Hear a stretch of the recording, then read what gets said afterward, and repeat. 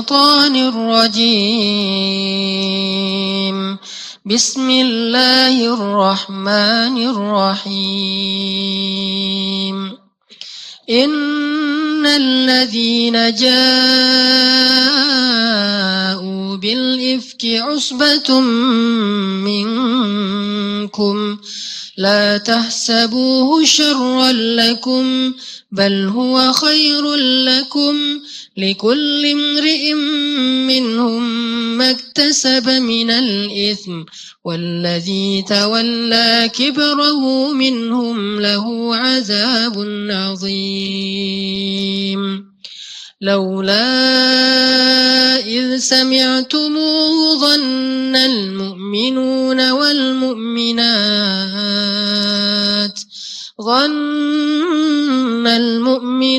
والمؤمنات بأنفسهم خيرا وقالوا هذا إفك مبين.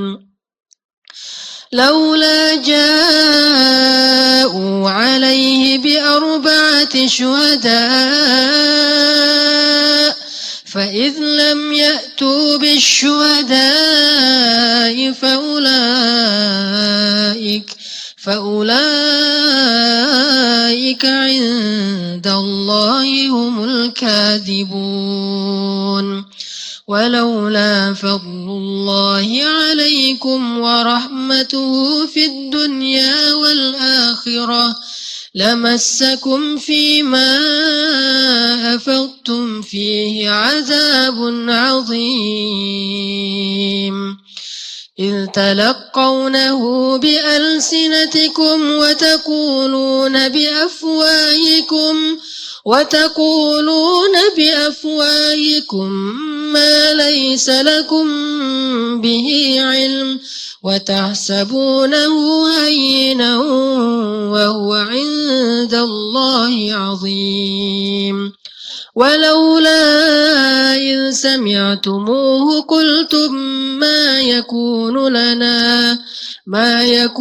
لنا أن نتكلم بهذا سبحانك هذا بهتان عظيم. يعظكم الله أن تعودوا لمثله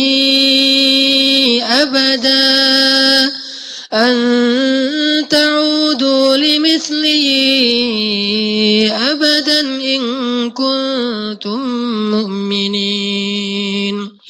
ويبين الله لكم الآيات والله عليم حكيم. إن الذين يحبون أن تشيع الفاحشة في الذين آمنوا لهم عذاب أليم في الدنيا والآخرة والله يعلم وأنتم لا تعلمون.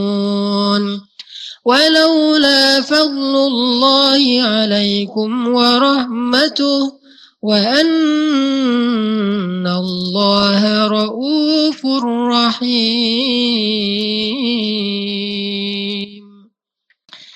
Bismillahirrahmanirrahim. Assalamualaikum warahmatullahi wabarakatuh.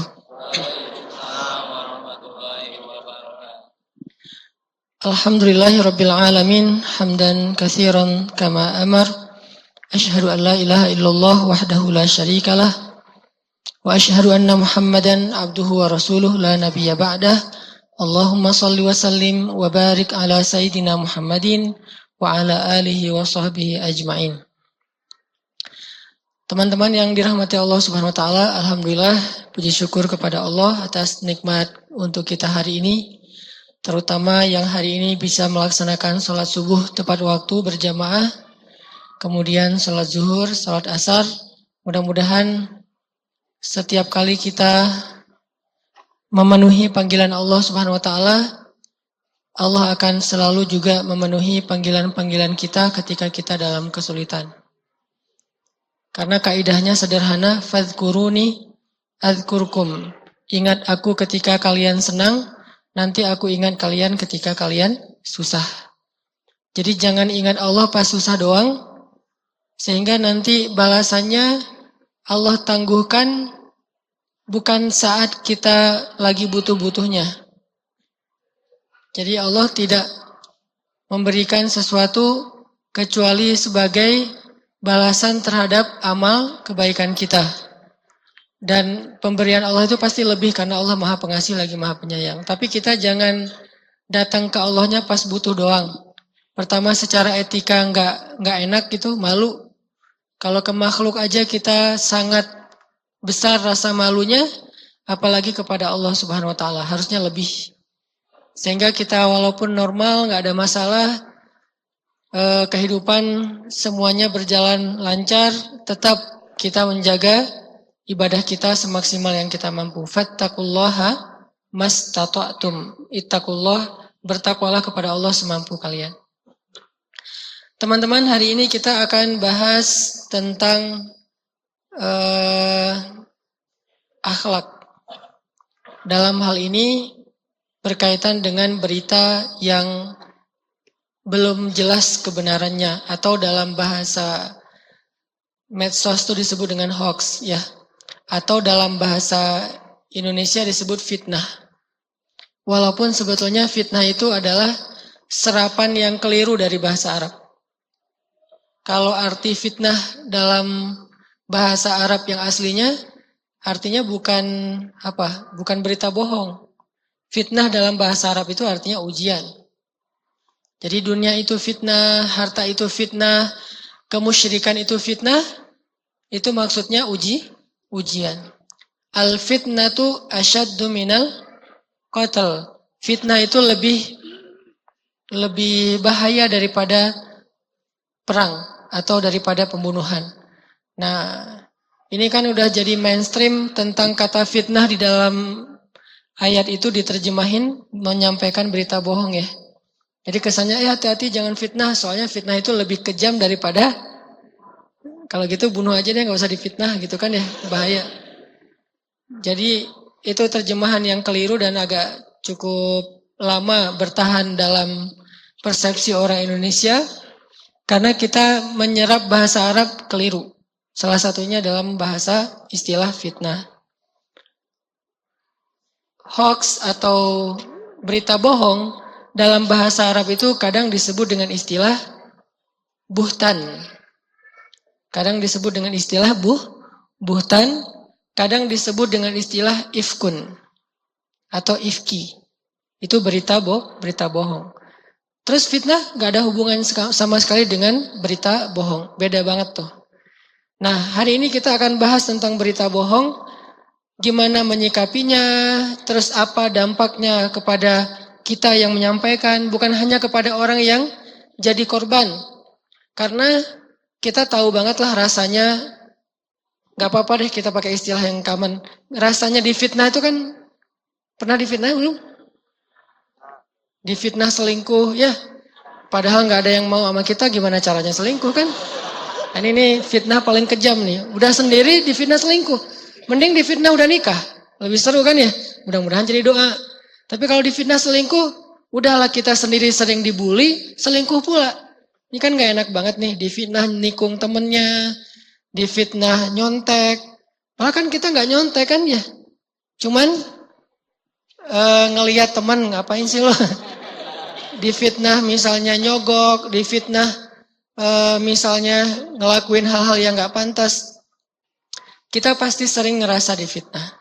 Terutama fitnah yang sifatnya ngadu domba. Fitnah adu domba ini kayak saudara kembar nih teman-teman. Kadang-kadang kita berpikir, saya nggak ngomong bohong loh ya, saya jujur. Kalau kita bohong namanya fitnah atau hoax, kalau kita jujur ada dua kemungkinannya. Kemungkinan pertama gibah, kemungkinan kedua adalah namimah, mengadu domba. Nah, kita bakalan bahas tentang etika, moral, akhlak tentang masalah kayak gini, terutama yang ada kaitannya dengan sosial media. Karena kita sekarang hidup di era sosial media yang luar biasa, semua orang bisa ikut komen, semua orang bisa bikin heboh, semua orang bisa bikin viral. Kalau dulu yang bisa bikin viral cuman media televisi. Kalau sekarang setiap orang yang punya handphone bisa bikin viral, bisa bikin kehebohan. Nah, bagaimana cara kita menyikapi fenomena-fenomena hoax dan segala macam yang sebagiannya justru merugikan kita sebagai umat Islam. Merugikan kita sebagai penuntut ilmu. Dan yang lebih menyakitkan lagi adalah merugikan beberapa orang yang kita sayangi di antara para ulama.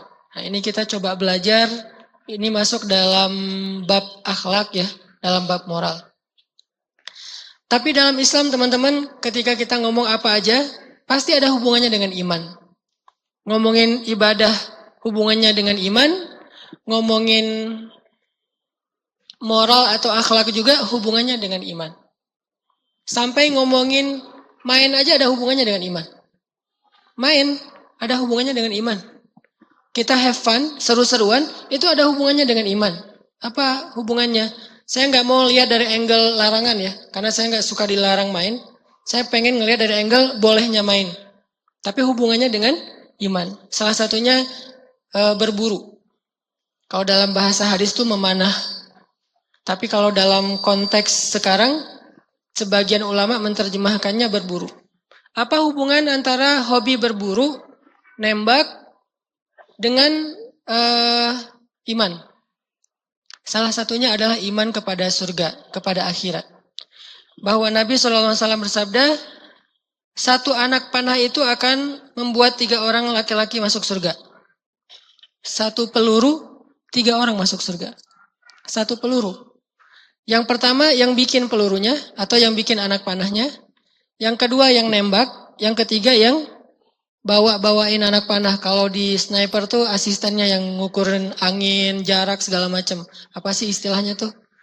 3 orang masuk surga dengan satu peluru, satu anak panah. Dan itu hubungannya dengan akhirat, hubungannya dengan iman bil ghaib. Ini menunjukkan Islam itu sebuah konsep yang utuh, tidak bisa diparsialkan. Oh, ini mah gak ada hubungannya dengan agama. Ada. Semua tentang kehidupan kita nih, ini penting banget mindset basic dalam Islam ya.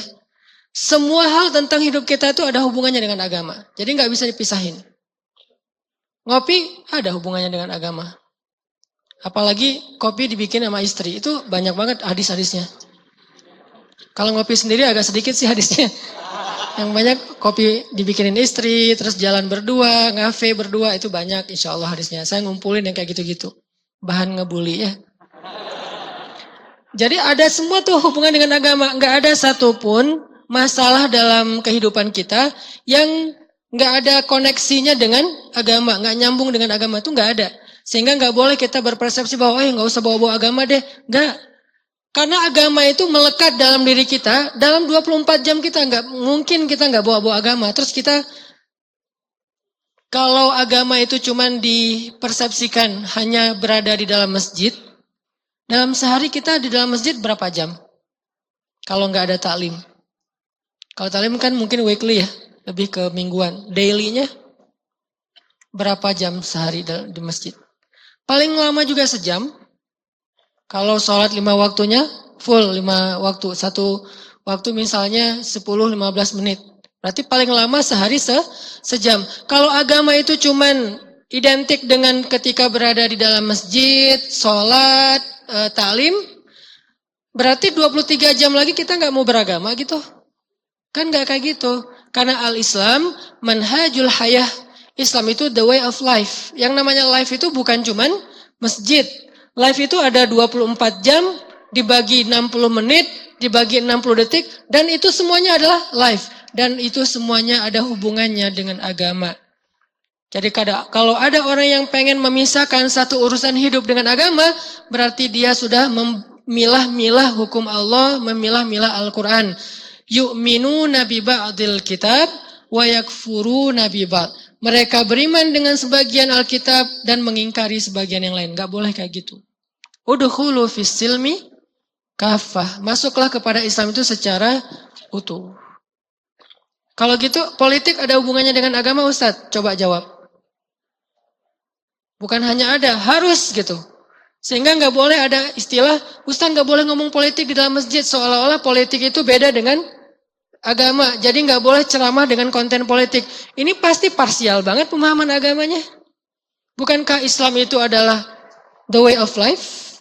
Dan politik itu bagian dari realitas kehidupan. Kehidupan pribadi, kehidupan masyarakat, kehidupan berbangsa.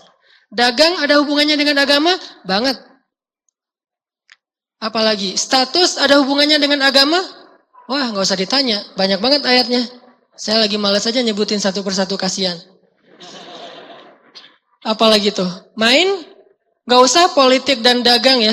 Main aja ada hubungannya dengan agama. Yang mungkin cuman fun, cuman seru-seruan, cuman asik, cuman ketawa-ketawa, cuman nongkrong bareng teman-teman. Tapi ternyata semua itu juga ada hubungannya dengan agama. Main aja ada hubungannya loh.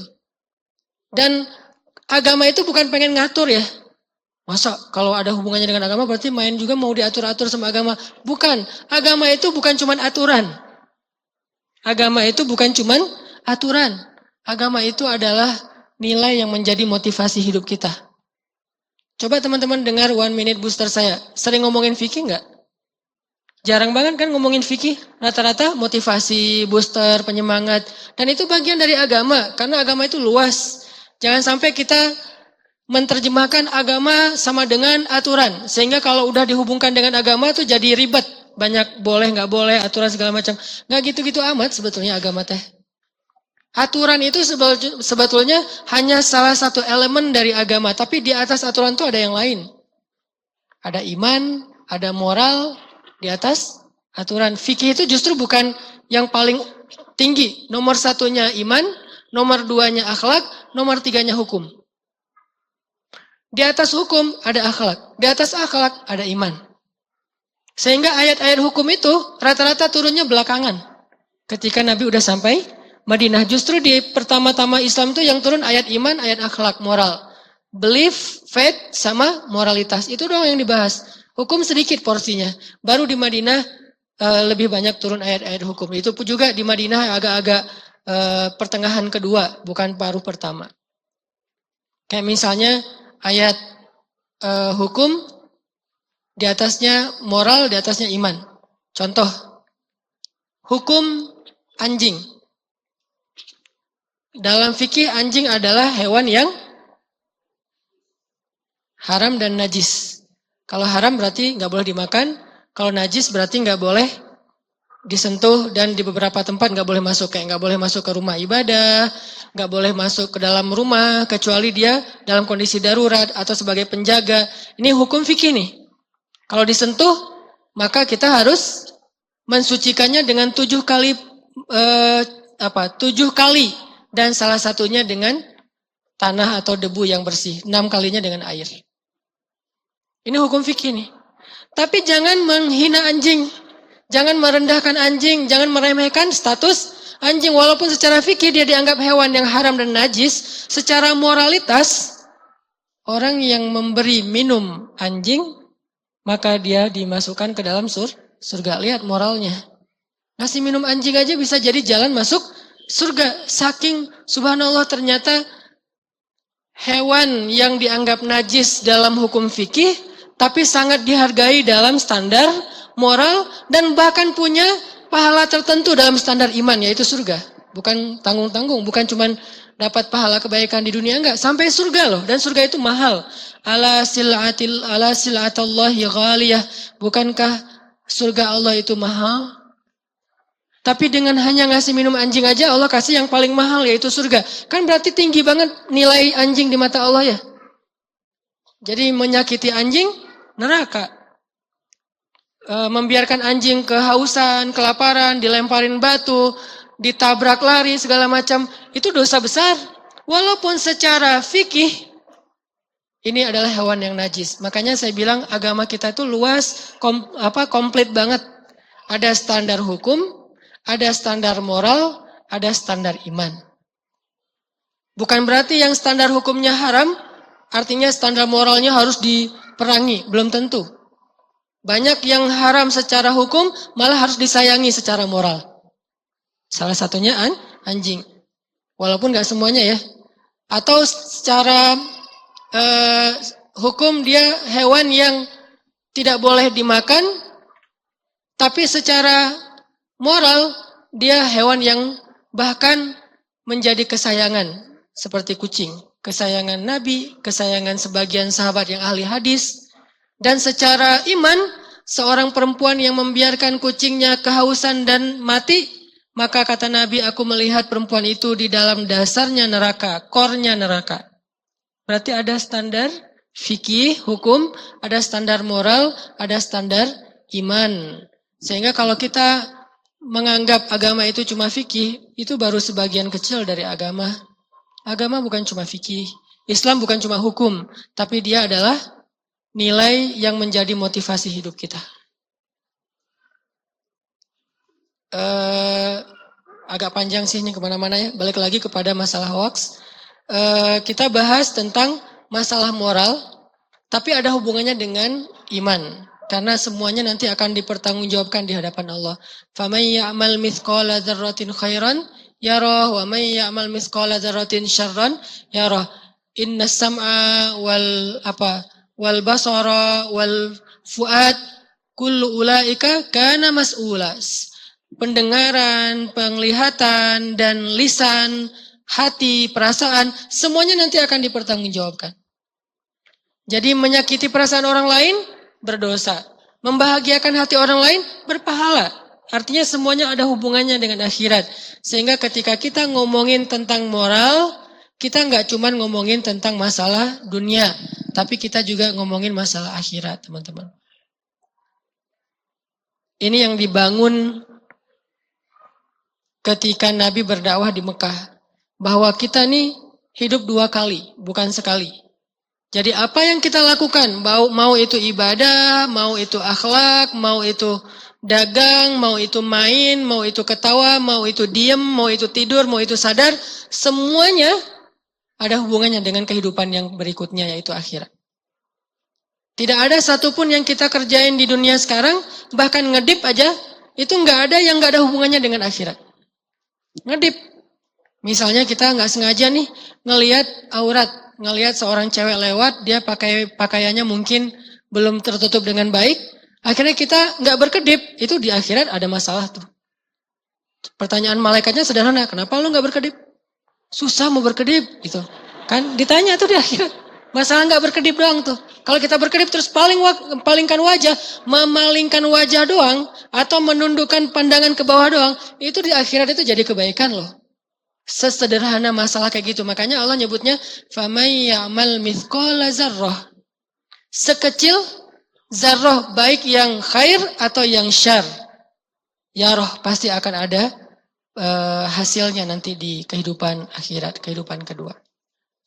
Jadi kita bakalan bahas tentang etika menyikapi berita bohong, hoax atau buhtan atau ifkun, baik kita sebagai orang yang mendapatkan berita, atau orang yang memberitakan, atau orang yang diberitakan. Karena ada 3 orang nih yang terlibat dalam satu berita bohong. Yang menyampaikan berita, yang menyebarkan berita, yang menjadi korban berita.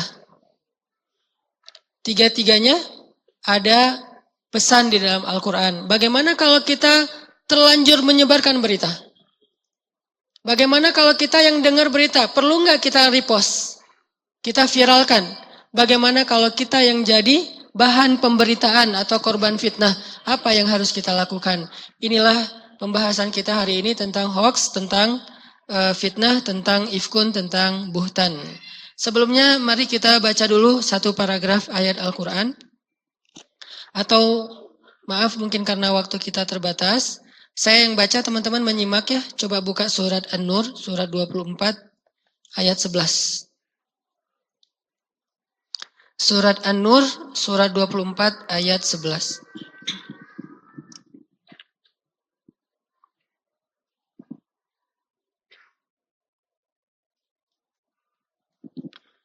Saya akan baca dari ayat 11 sampai ayat 20.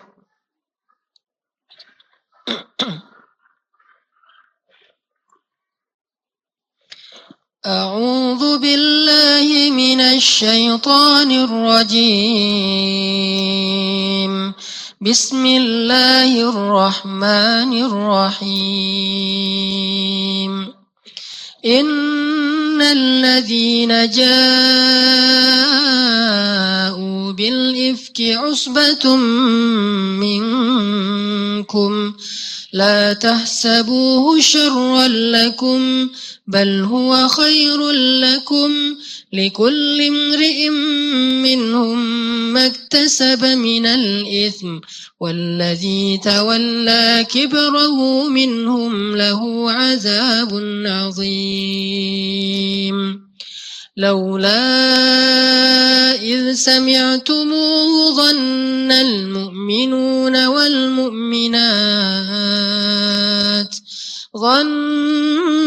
المؤمنون والمؤمنات بأنفسهم خيرا وقالوا هذا إفك مبين.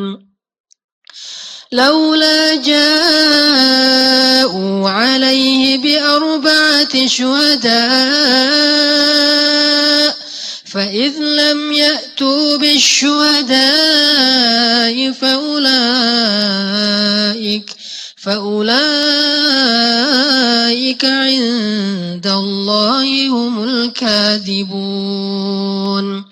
ولولا فضل الله عليكم ورحمته في الدنيا والآخرة لمسكم فيما أفضتم فيه عذاب عظيم. إذ تلقونه بألسنتكم وتقولون بأفواهكم ما ليس لكم به علم وتحسبونه هينا وهو عند الله عظيم. ولولا إذ سمعتموه قلتم ما يكون لنا أن نتكلم بهذا سبحانك هذا بهتان عظيم. يعظكم الله أن تعودوا لمثله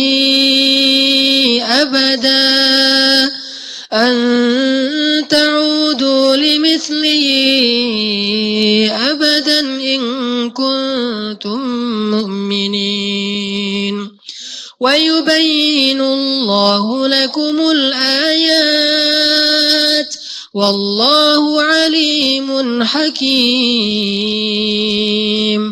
إن الذين يحبون أن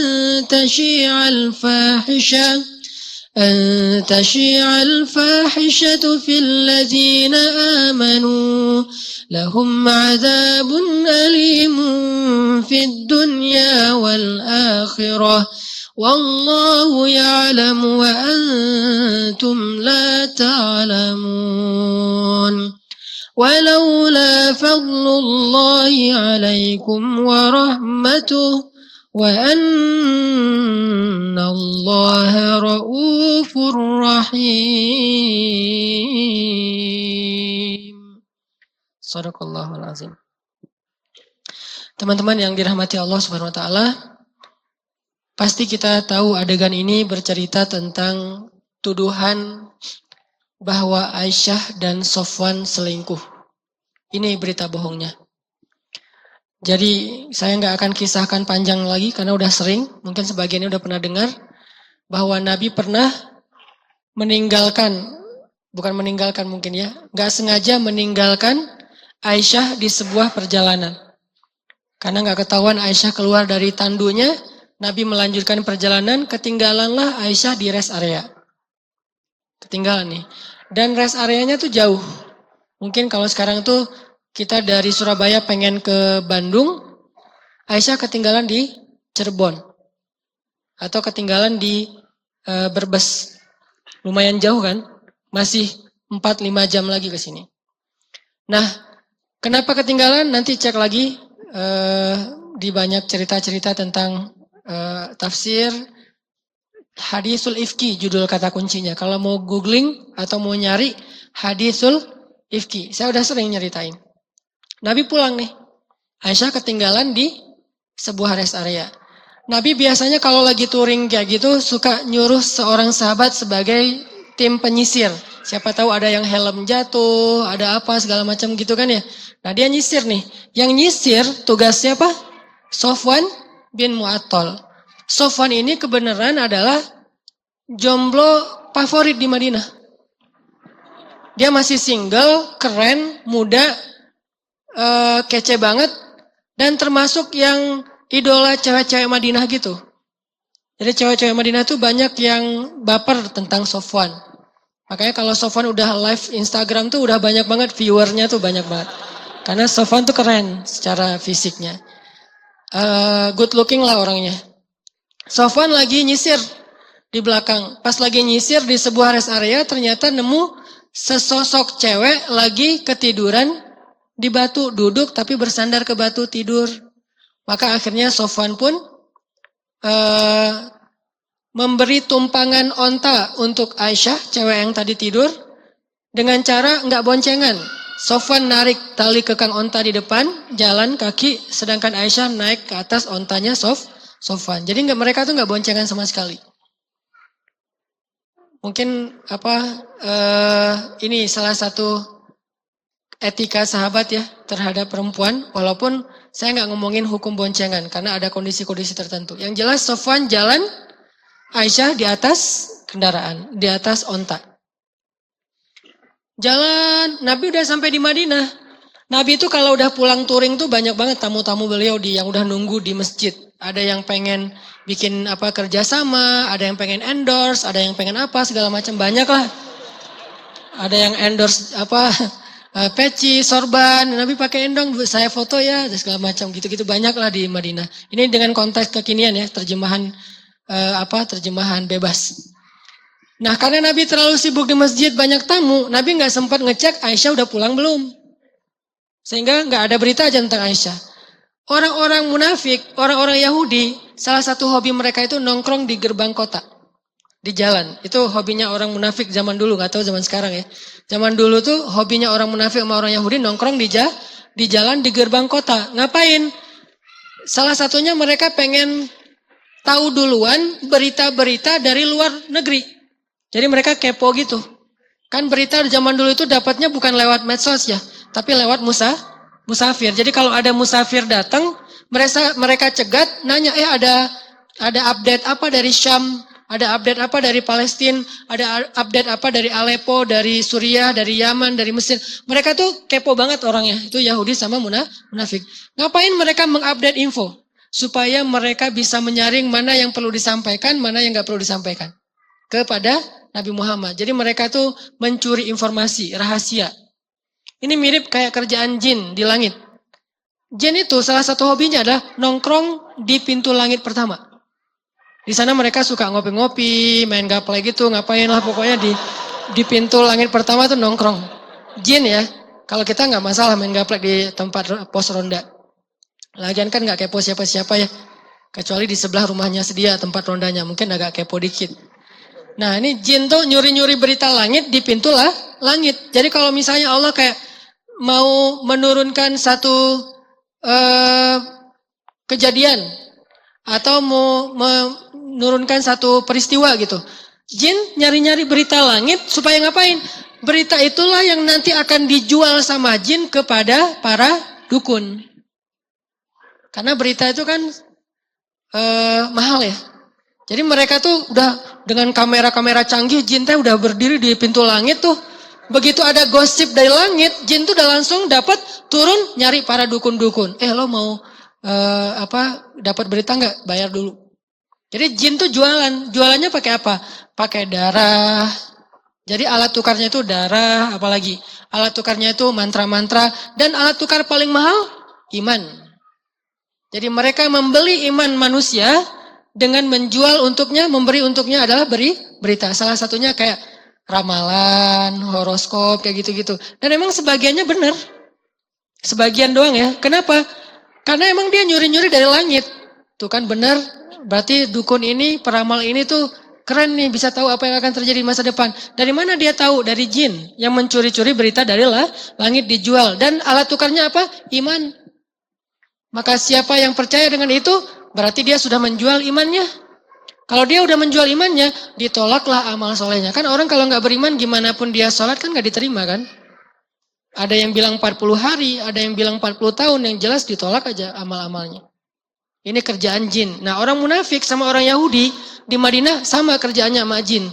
Nongkrongin gerbang kota, pengen update info dari luar negeri. Disaring sama mereka.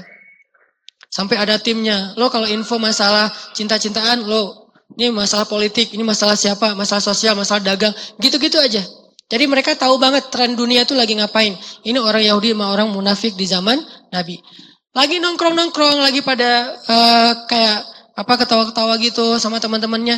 Tiba-tiba dari jauh terlihatlah sosok dua orang yang berjalan mendekati kota Madinah. Mulai mereka kepo, siapa, stalking gitu, siapa nih.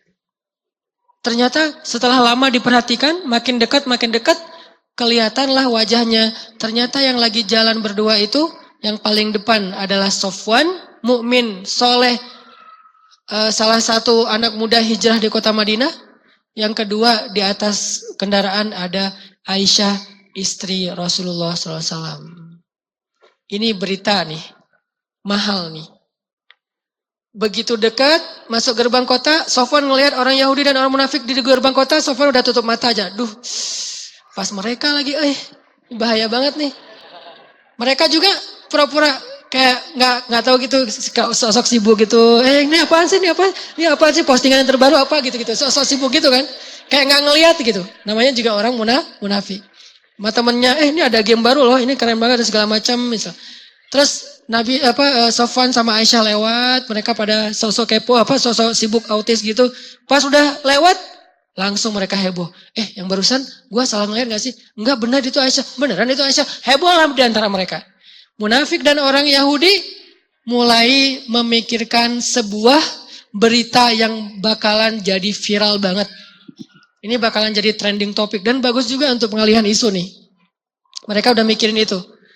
Direkayasalah beritanya dan sulit untuk dituntut. Bahasanya tuh sederhana. Aisyah dan Sofwan pulang berdua. Ada apa? Tanda tanya. Gitu kan? Tapi kan orang baca berita kan gak suka ngelihat tanda tanyanya.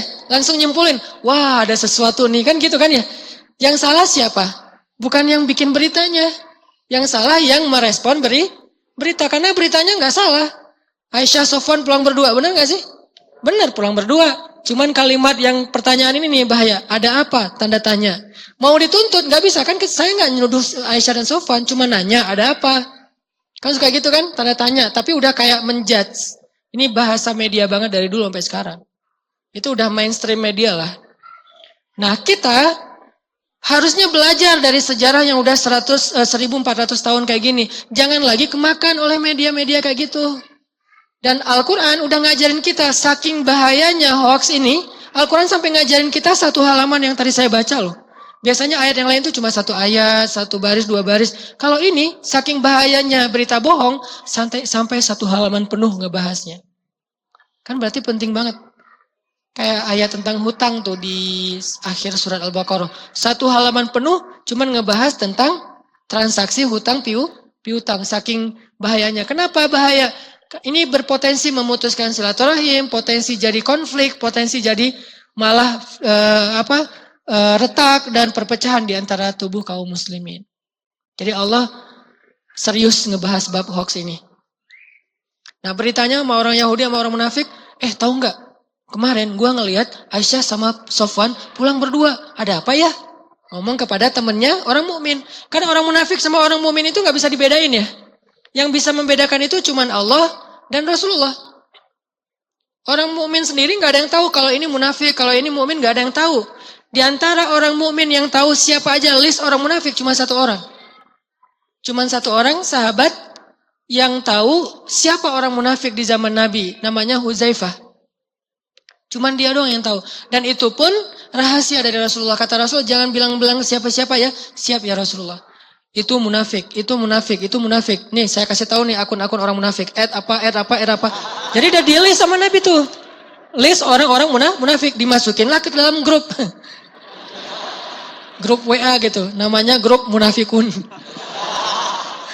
Nah, jadi siapa yang masuk dalam grup itu udah dikasih tahu sama Nabi kepada siapa?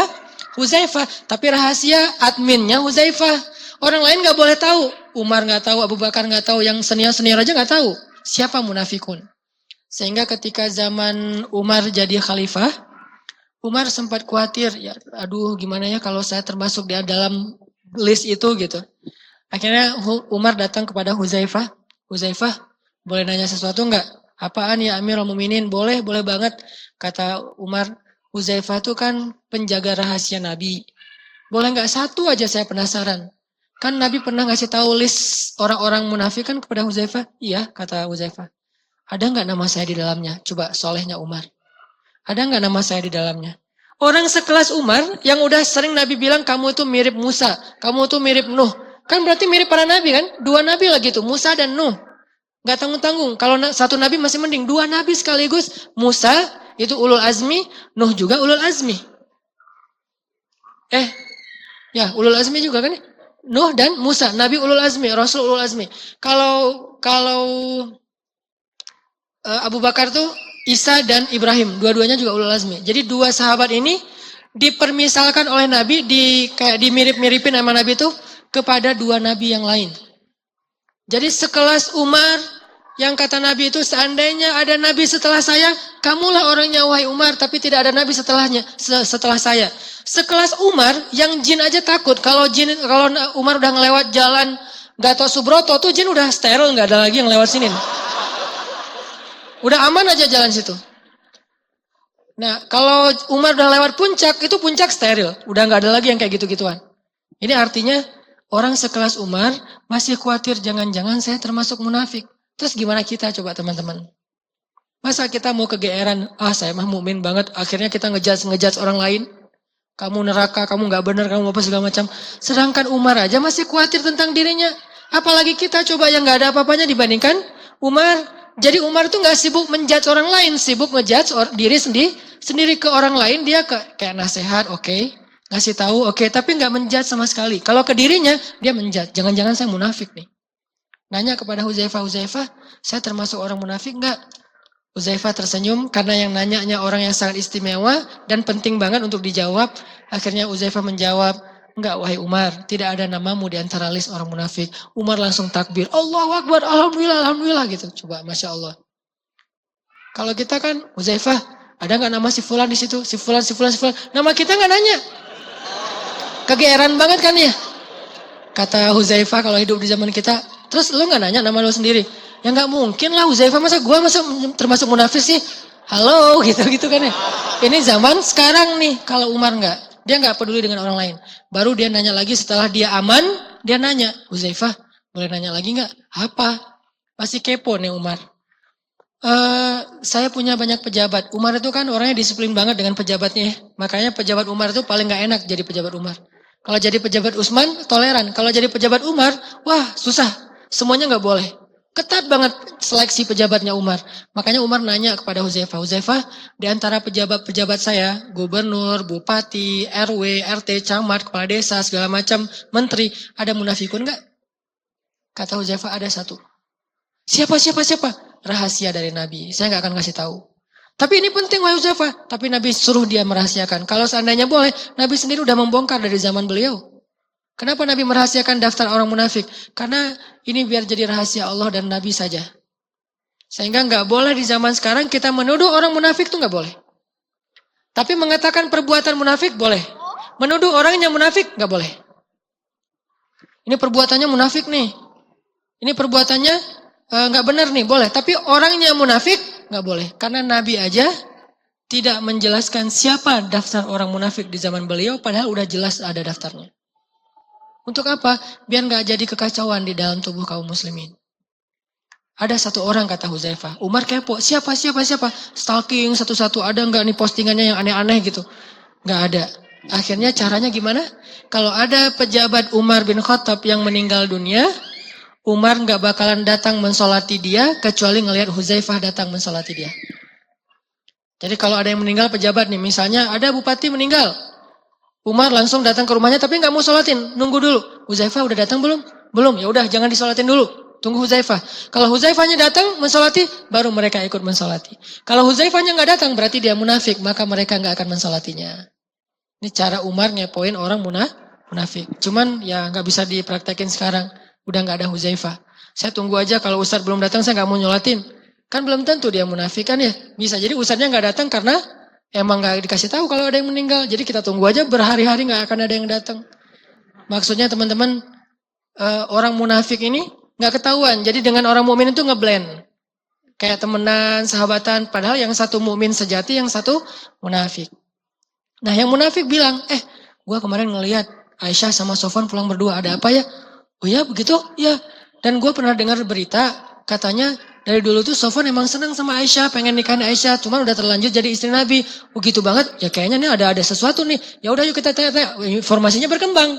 Berkembang, sampai akhirnya berubah drastis 180 derajat bahwa Aisyah dengan Sofwan selingkuh. Yang bilang Aisyah Sofwan selingkuh siapa? Bukan orang munafik, bukan orang Yahudi, orang mukmin sendiri. Gara-gara apa? Repost, tapi captionnya ganti. Tadi postingan pertamanya, Aisyah Sofwan pulang berdua. Ada apa? Tanda tanya. Di repost. Ya ternyata repost lagi. Wah bahaya nih. Repost lagi. Akhirnya lama-lama infonya nambah. Jadilah postingan yang paling viral itu adalah yang captionnya paling panjang. Emang sih saya juga pernah dengar dulu Aisyah tuh kayak gini panjang gitu. Inilah yang viral. Bukan berita yang pertama yang viral. Yang ini nih yang viral. Makanya coba teman-teman perhatikan di ayat 11. Allah bilang.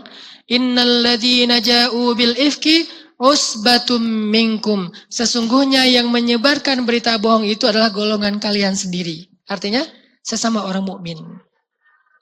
Bukan orang munafik yang nyebarin berita bohong. Bukan orang Yahudi yang nyebarin berita bohong. Kalian yang nyebarin. Mereka cuman bikin satu berita pertama terus kalian yang nge-repost. Jadi ayat yang kita baca tadi satu halaman bukan ayat tentang orang yang memfitnah. Tapi ayat tentang orang yang menyebarkan fitnah. Kalau yang memfitnah gak usah dibahas lagi, udah jelas. Nanti ada di surat Al-Munafikun, surat At-Taubah, banyak surat tentang mereka. Tapi justru yang Allah bahas di surat An-Nur, orang yang nge-repost fitnah. Orang yang ikut menyebarkan berita yang belum jelas kebenarannya. Sehingga Allah mengatakan, sesungguhnya yang menyebarkan berita bohong itu adalah usbatum minkum. Itu adalah sebagian dari golongan kalian, bukan orang lain. Termasuk sahabat-sahabat senior sekalipun. Bayangin sekelas sahabat kemakan sama isu kayak gini. Kemakan hoax, sampai akhirnya mereka nge-repost. Kelasnya sahabat loh. Yang udah ketemu Nabi, belajar langsung ke Nabi, ibadah malamnya udah di atas rata-rata. Yang kalau sholat itu ada yang satu malam cuma berdiri aja sepanjang malam. Kenapa? Karena bacaannya panjang banget. Ada yang sujud aja karena doanya panjang banget. Kita nggak kayak gitu-gitu amat. Apalagi kita.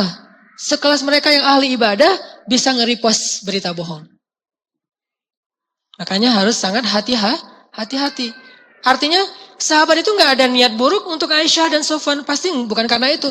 Cuman masalahnya mereka terlalu gampang mempercayai berita yang belum jelas kebenarannya dan nge-repost. Itu masalahnya. Jadi Allah gak nuduh yang menyampaikan berita ini abang ada dengki sama Aisyah dan Sofwan. Enggak. Yang dengki itu orang munafik. Orang mukmin gak ada dengkinya kepada sesama mukmin. Cuman kok terlalu gampang nyebarin berita jadilah fitnah, jadilah berita bohong. Sama kayak mungkin ada yang bikin sebuah postingan tentang guru kita, ustadz kita, ulama kita. Terus kita pas tahu itu langsung kayak nge-repost gitu, nge-repost. Gak ada niat apa-apa. Atau bukan postingan, kontennya nih. Ada sebuah ceramah yang kalau dipotong jadi gak jelas maksudnya. Karena ceramahnya 1,5 jam, dipotong jadi cuma 3 menit di YouTube nih, di sebuah channel gitu. Nah potongan ini hasil editan kan, diambil dari menit keberapa, jadilah satu tayangan gitu. Nah setelah ditayang 3 menit, maka kontennya berubah. Jadi ada judgement di dalamnya. Kayak dulu saya pernah ada yang posting, isi ceramah saya bahwa doa itu nggak usah keras-keras. Pelan-pelan juga sampai menggetarkan langit seperti doa Nabi Yunus di dalam perut ikan. Nggak mungkin saya ngomong kayak gitu doang. Saya tuh kalau ceramah pasti ngebalance. Kalau udah ngomong bagian ini pasti saya recovery dengan bagian yang lain misalnya. Dan itu sadar banget kalau saya ngomong kayak gitu. Misalnya saya bilang doa itu pelan-pelan juga nggak apa-apa. Tapi di akhir saya pasti bilang, walaupun doa keras-keras juga tidak masalah. Karena kalau kita doanya bareng-bareng, dikeraskan supaya yang lain dengar. Pasti ada yang kayak gitu di bagian akhir. Tapi itu dibuang. Diambillah hanya bagian doa itu pelan-pelan aja. Kesannya saya melarang doa yang keras. Keras kan benturan nih. Di antara mazhab fikih kan ya. Rame, ada yang nanya, Ustadz Hanan mengharamkan doa rame-rame, zikir rame-rame. Siapa bilang orang saya juga ngelakuin? Ini gara-gara ada postingan yang editannya, niatnya baik pasti. Ngapain? Tebar ilmu. Tapi ternyata niat baik juga belum cukup teman-teman. Sehingga kenapa saya kadang-kadang suka ngelarang, jangan bikin sendiri, mending repost aja yang udah ditebar oleh kita dari IG saya, channel Pemuda Hijrah. Itu aja repost kalau mau menebar kebaikan daripada ngedit sendiri, kontennya berubah malah jadi bahaya. Jadi fitnah di antara para ulama kan. Kan ramainya di antara para ulama ini bukan gara-gara mereka ramai kadang-kadang. Gara-gara para pendengar kita sebagai thalibul ilmi, pencari ilmu, merepost kajian mereka tapi nggak utuh. Sehingga akhirnya kajian itu kadang-kadang nge-mention pendapat ustadz ini tentang ustadz itu. Kita yang bikin loh captionnya. Padahal ustadznya juga nggak ngomong kayak gitu. Bahkan pas kita dengar ceramahnya nggak nyebut nama orangnya. Tapi kita langsung menyimpulkan di captionnya, di judul postingan kita, pendapat ustadz A terhadap ustadz C. Pas kita dengar ceramahnya, nggak ada ngomong Ustadz C, tapi disimpulkan sehingga di repost rame. Ini namanya usbatum minkum. Ini yang disebut dengan golongan kalian sendiri yang bikin heboh. Bukan orang munafik, bukan orang Yahudi. Itulah kenapa teman-teman ini penting untuk kita pelajari. Itu satu poinnya ya, bahwa ternyata berita bohong itu bukan karena niat orangnya jelek, belum tentu.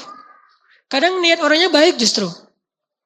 Kadang niat orangnya justru pengen berdakwah, pengen menyebarkan ilmu, tapi jadi berita bohong. Bisa kayak gitu. Bukan karena orangnya ada dengki, bukan.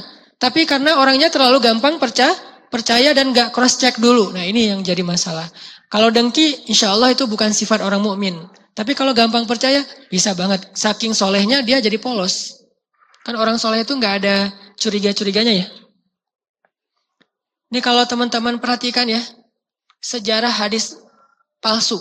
Bukan hadis dhaif, kan ada hadis sahih mutawatir, ada hadis sahih, ada hadis hasan, ada hadis dhaif, ada palsu kan? Beberapa jenjang hadis. Yang paling parah kan hadis palsu. Bisa dibilang bukan hadis ini, emang palsu. Ternyata hadis palsu ini paling banyak justru disebarkan oleh ulama-ulama yang soleh. Kok bisa gitu Ustaz? Kenapa orang soleh malah menyampaikan hadis palsu? Kenapa? Karena orang soleh itu terlalu husnuzon. Sehingga ketika ada yang datang kepada dia ngomong gini, saya mendengar Rasulullah bersabda. Gini. Padahal dia nggak dengar. Padahal dia nggak tahu kalau itu hadis. Dia nyampain kepada ulama yang soleh. Ulama yang soleh berpikir, nggak mungkinlah dia bohong atas nama Nabi. Kan gede banget dosanya kan ya. Siapa yang sengaja berdusta atas nama Nabi, dapat kursi khusus di dalam neraka. Bukan masuk neraka, dapat kursi. Udah di tag tempatnya di neraka. Udah ditulis namanya tuh. Ini book ya. Udah reserve gitu. Jadi orang mau masuk ke neraka. Aduh udah reserve semua nih. Udah gak jadi dah ke surga aja. Gara-gara banyak yang mengatasnamakan Nabi. Nah dia tuh mengatasnamakan Nabi. Sehingga ulama gak percaya. Gak mungkin lah dia bohong atas nama Nabi. Apalagi dia orangnya baik dan segala macam. Gak mungkin lah dia bohong. Jadi percaya. Disebarkanlah oleh ulama ini kepada murid-muridnya. Murid-muridnya dengar dari ulama. Ustadz kan gak mungkin bohong dong. Akhirnya disebar. Tersebarlah hadis palsu. Bukan gara-gara orang yang menyebarkannya benci sama Nabi. Bukan gara-gara orang yang menyebarkannya dengki sama Islam. Bukan. Karena orang yang menyebarkannya terlalu husnuzon. Dan ini yang terjadi di dalam sejarah Aisyah dituduh selingkuh. Kenapa sampai sekelas sahabat ring satunya Nabi ikut menyebarkan fitnah? Karena mereka dengarnya dari teman dekat yang gak mungkin bohong. Teman dekat dari teman dekatnya lagi. Terus aja gitu. Sehingga jangan bilang siapa-siapa ya. Jangan bilang siapa-siapa. Saling kayak gitu dan semuanya merasa kayaknya dia gak mungkin bohong. Gak mungkin bohong. Gak mungkin bohong. Tersebarlah berita itu. Sampai saking berita ini heboh, Nabi aja hampir percaya loh. Nabi aja hampir percaya. Kenapa Nabi hampir percaya? Nabi dengarnya dari ring satu. Yang ring satu ini nggak mungkin bohong kepada Nabi. Saking Nabi hampir percaya, Nabi datang klarifikasi kepada Aisyah. Aisyah, benar nggak tuh berita? Kata Aisyah, kalau saya bilang benar, Allah Maha tahu itu dusta. Kalau saya bilang dusta, Nabi nggak percaya sama saya, lebih percaya sama omongan orang. Maka saya nggak akan komen, kata Aisyah. Saya hanya akan menghadap kepada Allah. Ya Allah, tolonglah saya. Ini poin kedua ya. Sebagai korban berita, kalau kita diberitain kayak gitu, daripada kita heboh, ikut-ikutan heboh, klarifikasi boleh, tabayun boleh. Tapi terlalu larut dalam tabayun sampai melibatkan followers, melibatkan media sosial, melibatkan media televisi. Ini justru jadi masalah besar teman-teman. Biarkan masalah keluarga kita jadi masalah pribadi kita, nggak usah di-share keluar. Jangan libatkan followers kepada masalah pribadi, nggak sehat. Udah aja masalah pribadi.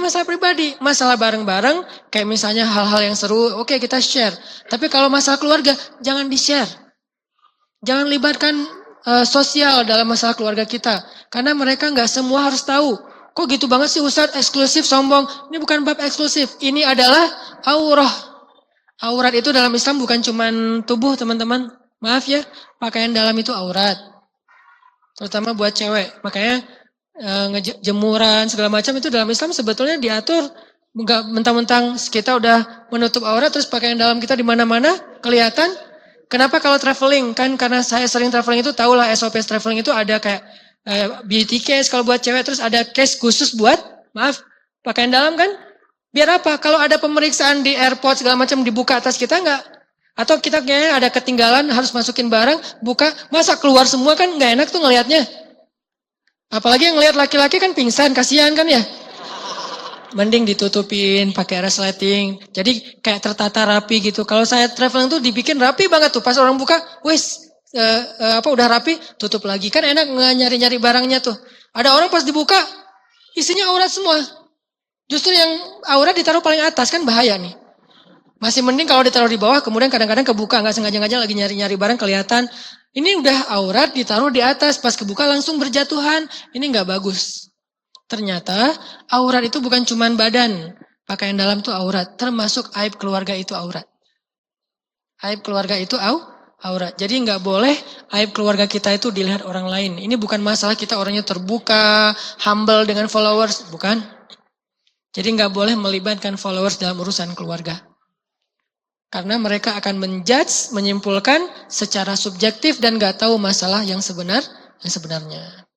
Jadilah heboh. Dan ketika dicium oleh beberapa media, diberitakan lebih heboh lagi dengan persepsi mereka. Jadilah berita dan mereka menghasilkan plus menambah fitnah di antara kaum muslimin. Dan kita gak usah di-repost. Kayak kemarin misalnya ada berita heboh tentang siapa gitu kan ya. Di antara selebgram. Heboh di media. Kita gak usah repost. Ustadz, saya cuma nge-share ke teman saya doang. Kalau di Instagram kan bisa nge-share gitu kan ya. Nge-share ke teman saya. Nih, sekarang mereka ternyata udah mulai masuk ke pengadilan. Di-share. Gak usah. Diamin aja. Ustadz, saya cuma pengen ngasih contoh. Supaya kita jangan kayak dia. Ke calon saya. Gak usah. Diamin aja. Kalau perlu kita gak usah komen. Ngebelain dia. Kan kadang banyak haters kan. Ada yang pro ini, ada yang pro itu. Kita nggak usah ikut komen. Kenapa? Makin kita komen, berita itu makin viral. Makin kita komen, berita itu makin seru. Justru ketika kita diamin, berarti kita sedang berusaha untuk membiarkan berita itu hilang dengan cepat. Itu sikap saya terhadap gosip-gosip yang ada di sosmed. Saya kalau ada gosip tentang teman saya, murid saya, saudara saya, guru saya di sosmed. Dan banyak sekarang kan ada yang saya kenal beberapa teman-teman yang selebgram dan dia dai kayak gitu-gitu. Ada berita tentang dia, keluarganya. Saya nggak mau komen sama sekali. Bayangin kalau saya komen di dalam postingan dia, ada yang haters terus saya klarifikasi. Kamu jangan gitu sama dia itu kayak gini-gini. Kalau saya komen makin heboh, jadilah berita itu nggak pernah selesai. Terus berminggu-minggu. Karena saya diamin, teman-teman diamin, kita diamin. Berita itu jadi nggak laku, maka hilang sendiri. Itu cara kita menyelesaikan berita bohong. Bukan justru di komen. Biarkan yang bersangkutan aja komen sebagai tabayun sederhana, sisanya diamin. Jangan di-repost. Termasuk kayak misalnya ada film-film yang kayaknya secara moral nggak bagus. Jangan diplesetin.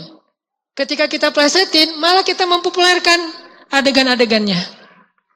Misalnya ada film dengan kata-kata yang kayak gimana gitu kan ya. Kita plesetin versi syariat. Buat apa coba? Nggak usah, biarin aja. Nanti makin lama orang jadi nggak heboh, udah aja hilang. Muncul lagi tren baru. Indonesia tuh kan trennya cepat banget berubah-ubah ya. Batu akik, telolet, segala macam kan dulu tuh cepat banget tuh. Tren di Indonesia tuh keren banget lah pokoknya. Indonesia tuh menurut saya mirip Mesir loh. Malaysia itu mirip Arab Saudi. Tenang, anteng-anteng aja. Kalau Indonesia, Mesir banget lah. Tren itu dalam sehari bisa sampai berubah 3 kali. Saking hebohnya. Dan bahasanya gaul banget. Bahasa Arab yang paling gaul itu bahasa Mesir. Sampai jauh dari bahasa aslinya. Kita bilang bahasa Arab apa? Mada. Bahasa Mesirnya gak nyambung kan? Jauh banget tuh. Saking gaulnya orang Mesir. Sampai orang Mesir kalau ngomong, walaupun kita udah belajar di Gontor, gak ngerti mereka ngomong apa. Ustaz kan udah belajar di Gontor, bahasa Arabnya udah lancar. Tapi ini bukan bahasa Arab, bahasa slang. Saking gaulnya. Indonesia tuh gitu banget tuh. Bahasa gaulnya udah gak nyambung lagi dengan bahasa baku yang di kamus. Sampai kemarin saya posting GR, banyak yang nanya, GR itu apa? Gak ngerti GR itu apa, karena orang Malaysia kan gak ngerti GR ya. Saya juga bingung, GR apa ya bahasa Malaysia ya. Akhirnya ternyata ada yang ngasih tahu itu apa? Perasaan ternyata. Perasaan bahasa Indonesia meras. Beda lagi itu. Ini artinya tren itu banyak banget di Indonesia. Kalau kita ikut nge-repost, ikut nge-komen, akhirnya minimal nge-like aja, berarti kita membiarkan tren itu bertahan lama. Kalau dia negatif, berarti kita membiarkan kemungkaran bertahan lama. Jangan di komen. Apalagi di repost, nge-like aja jangan. Kalau view kadang-kadang kepo gitu, view aja udah cukup view doang. Tapi jangan di like. Tapi Ustaz ada haters, nggak usah di komen, biarin aja. Lama-lama dia hilang sendiri. Ini teman-teman, jadi usbatum minkum, kalimat di ayat 11 tuh, berita bohong itu ternyata yang nyebarin adalah kalian sendiri. Kedua, coba perhatiin ayat 15. إِذْ تَلَقَّوْنَهُ بِأَلْسِنَتِكُمْ وَتَقُولُونَ بِأَفْوَاهِكُمْ مَا لَيْسَ لَكُمْ بِهِ عِلْمٌ. Ketika kalian saling menyebarkan berita itu dengan lisan kalian. Kenapa Allah ngomongnya dari mulut ke mulut? Ini jadi peribahasa Indonesia. Alsinah, dari mulut ke mulut. Kenapa? Karena beritanya gak disaring dulu dengan pikiran dan hati. Langsung aja dari mulut sampaikan lagi. Gak mikir, ini benar gak ya? Gak ngerasa gimana kalau saya jadi korban berita ini. Ini maksudnya. Menyebarkan berita tanpa merasa, tanpa mikir. Nah kita sebagai mukmin berpikirlah, benar gak sih ini? Terus ngerasainlah kalau kita jadi bahan berita itu nyaman gak sih? Kalau kita gak nyaman, jangan sebarkan berita orang lain. Karena perlakukan orang lain seperti kita ingin diperlakukan. Terus kalimat berikutnya, وَتَحْسَبُونَهُ هَيِّنًا وَهُوَ عِندَ اللَّهِ عَظِيمٌ. Kalian nganggap berita ini hayyin, sepele. وَهُوَ عِندَ اللَّهِ عَظِيمٌ. Padahal berita ini di sisi Allah azim, dosa yang sangat besar. Kan sepele banget kan, cuma repost doang. Kan sepele banget kan, cuma ngomong doang. Kan sepele banget kan, cuma menyampaikan doang. Tapi di sisi Allah azim, dosa besar loh. Kalau itu hoax, itu jadi dosa besar. Apa dosa besarnya? Dosa besarnya pertama, kita memfitnah orang lain. Yang kedua, kita menyebarkan kekacauan di dalam tubuh kaum muslimin. Memfitnah aja udah cukup besar dosanya. Apa dosa fitnah? Dosa dia ditransfer ke kita, pahala kita ditransfer ke dia. Mau gitu? Udahlah pahala kita sedikit, ditransfer ke orang pula. Dosa dia banyak, dikasih ke kita. Masuklah kita ke dalam neraka gara-gara dosa orang lain. Masuklah dia ke dalam surga gara-gara soleh dan amal ibadah kita. Fitnah, ringan mengucapkannya, tapi besar efeknya di sisi Allah SWT. Wa tahsabunahu hayyinan wa huwa indallahi azim. Bukan kabir, bukan penting, bukan muhim, tapi azim. Azim ini artinya gede banget loh. Sampai Allah aja marah banget ketika ada orang yang menyebarkan berita bohong. Jadi poin ketiga, jangan ngeremehin hoax, jangan ngeremehin berita bohong. Jangan ngeremehin walaupun cuma sekedar repost. Jangan ngeremehin walaupun sekedar broadcast. Kayak kemarin ada berita bohong tentang grup WA atas nama saya. Heboh kan? Grup WA atas nama grup Hanan Ataki. Kapan saya bikin grup WA? Akhirnya di dalamnya tuh niat yang adminnya bagus, pengen nyebarin dakwah. Tapi atuh jangan pakai nama saya, nanti kalau ada apa-apa saya yang jadi harus tanggung jawab. Kayak ada konten yang gak sesuai. Belum lagi nauzubillah kalau sampai dimanfaatkan untuk kepentingan orang-orang tertentu. Kan udah banyak korbannya tuh. Di Cirebon kemarin korban 7 juta. Di daerah Sulawesi 12 juta. Kenapa? Ngundang ustadz minta ditransfer. Acara udah siap, ustadznya gak datang. Terus nge-DM saya, Ustaz kok belum datang? Datang kemana? Acara kita nih jamaah udah pada ngamuk-ngamuk. Kenapa ngamuk? Kan saya nggak dikasih tahu ada acara. Karena saya nggak tahu. Yang diundang bukan Ustaz. Yang diundang hoax tadi itu. Admin sebuah akun yang nggak benar yang memanfaatkan nama-nama beberapa Ustaz untuk kepentingan dia. Kan undangan Ustaz banyak banget sekarang. Berseliweran. Dia pakai kesempatan nih, oportunis gitu. Kirim dulu ya transfer buat transportasi. Oh siap Ustadz. Orang kan husnuzan sama Ustadz ya. Transfer aja rekeningnya. Walaupun namanya beda. Dia mungkin Ustadz pakai nama adminnya, manajernya. Udah transfer aja. Udah transfer. Ditelepon. Benar diangkat. Kalau nggak diangkat masih curiga. Diangkat. Halo Ustadz. Udah transfer. Oh ya makasih. Jazakumullah khair. Pakai bahasa-bahasa aktivis. Jazakumullah khair. Semoga Allah membalas kebaikan. Doa-doain. Oh ya Masya Allah Ustadz. Tapi by the way Ustadz suaranya agak berubah. Ya nih saya lagi pilek, cenah. Coba, udah digituin aja gak curiga. Akhirnya banyaklah yang berjatuhan korban. Untuk itulah saya agak sedikit bawel orang yang mengatasnamakan saya untuk hal kayak gini karena kasihan kalau jadi ada yang tambah korban. Ini namanya menganggap sepele, menganggap hal ini biasa aja. Azim di sisi Allah itu besar, bahaya. Terus yang keempat.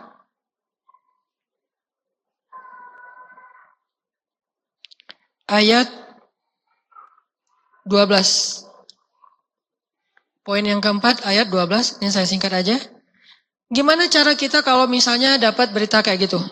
Laula id sami'tumuhu zannal mu'minun wal mu'minat bi anfusihim khaira. Harusnya kita berbaik sangka. Bi anfusihim seperti kita berbaik sangka terhadap diri kita sendiri. Wa qalu hadza ifkum mubin, dan mereka bilang ini enggak benar nih. Ini hoax nih, ini enggak mungkin kayak gitu. Harusnya kita kayak gitu. Ngomong kayak gitu bukan di sosmed untuk diri kita sendiri, untuk teman kita. Ada kasus ketika Aisyah dan Sofwan dituduh selingkuh. Suatu saat dalam masalah yang lagi trending topik kayak gitu, seorang sahabat namanya Abu Ayyub Al-Ansari pulang ke rumah. Terus sampai di rumah, istrinya juga kan sesama ibu-ibu kayak gitu, sosialita pada heboh juga kan ya. Di antara bapak-bapak heboh, di ibu-ibu sosialita heboh. Istrinya sebagai insan sosialita gitu, nanya ke suaminya, ya Abu Ayyub, kata istrinya. Kamu udah dengar belum gosip tentang Aisyah? Udah, kata Abu Ayyub sambil makan. Terus gimana? Ya nggak gimana-gimana, kata Abu Ayyub. Kan dia easy going gitu kan. Kata istrinya, tapi kan ini heboh banget, wahai Abu Ayyub. Apa benar tuh Aisyah kayak gitu? Benar tuh Sofwan kayak gitu? Kasihan banget ya Rasulullah. Sampai gitu-gitu. Akhirnya Abu Ayyub nanya kepada istrinya, wahai istriku, kata Abu Ayyub. Gimana pendapat kamu kalau orang ngomong kayak gitu tentang aku, bahwa aku selingkuh? Mungkin gak? Kata istrinya, ya aku gak akan percaya sih, soalnya kamu suami yang setia, soleh, gak mungkin melakukan itu. Kata Abu Ayyub.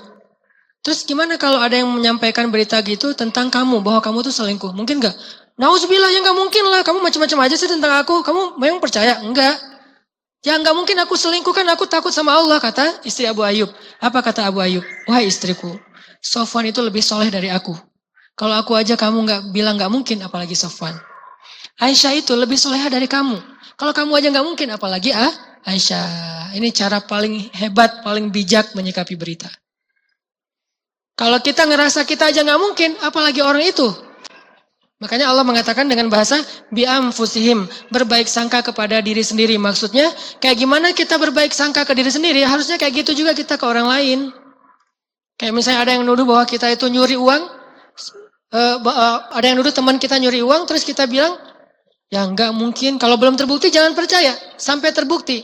Dan yang membuktikan itu adalah orang yang punya kepentingan dalam hal itu. Kita, enggak lah, karena saya juga enggak akan ngelakuin itu, berarti dia lebih soleh dari saya juga enggak bakalan kayak gitu. Ada orang misalnya kita lihat lewat berdua atau boncengan sama siapa gitu. Terus curiga, wah kemarin dia ternyata boncengan sama cewek. Siapa tahu cewek itu adalah kakaknya, adiknya, istrinya, anaknya gitu kan ya. Atau siapa? Nggak mungkin mantannya lah. Masa mantan masih boncengan kan nggak mungkin banget ya. Nah, bisa juga mantannya yang udah halal gitu kan ya. Jadi jangan langsung percaya, karena saya juga kalau jadi dia nggak bakalan mau kayak gitu. Maka insya Allah dia yang lebih soleh dari saya nggak bakalan kayak gitu. Berbaik sangkalah kepada orang lain seperti kita berbaik sangka kepada diri sendiri. Yang terakhir, yang kelima, kalau kita jadi korban, jadilah seperti Aisyah. Minta kepada Allah, curhat kepada Allah. Ketika kita curhat kepada manusia, Allah nggak akan terlibat. Ketika kita curhat kepada Allah, mungkin manusia nggak terlibat. Tapi keterlibatan Allah itu jauh lebih baik daripada keterlibatan manusia. 5 itu poin tentang hoax, teman-teman. Pertama, ternyata berita bohong itu kadang-kadang tersebar di antara orang yang beriman. Yang udah hijrah, yang rajin taklim, bahkan ulama sekalipun. Kenapa? Terlalu polos. Terlalu gampang ngeri pos. Kedua, apa tadi teh? Ya gitulah pokoknya 5. Udah dicatat kan? Kalau nggak ntar tinggal ditayangin lagi di YouTube. Mudah-mudahan ini bermanfaat. Maaf, udah maghrib. Mudah-mudahan kita bisa mengambil ini sebagai sebuah landasan kita dalam bersikap, bukan sekedar wawasan. Barakallahu li walakum. Wassalamualaikum warahmatullahi wabarakatuh.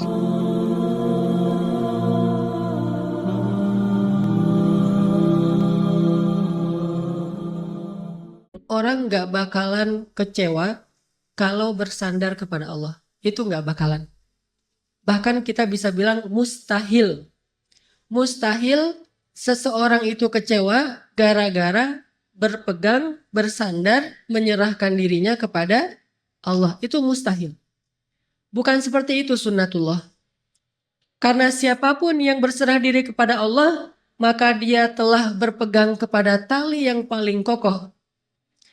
وَمَنْ يُسْلِمْ وَجْهَهُ إِلَى اللَّهِ وَمَنْ يُسْلِمْ وَجْهَهُ إِلَى اللَّهِ وَهُوَ مُحْسِنٌ فَقَدِ اسْتَمْسَكَ بِالْعُرْوَةِ الْوُثْقَى وَإِلَى اللَّهِ عَاقِبَةُ الْأُمُورِ.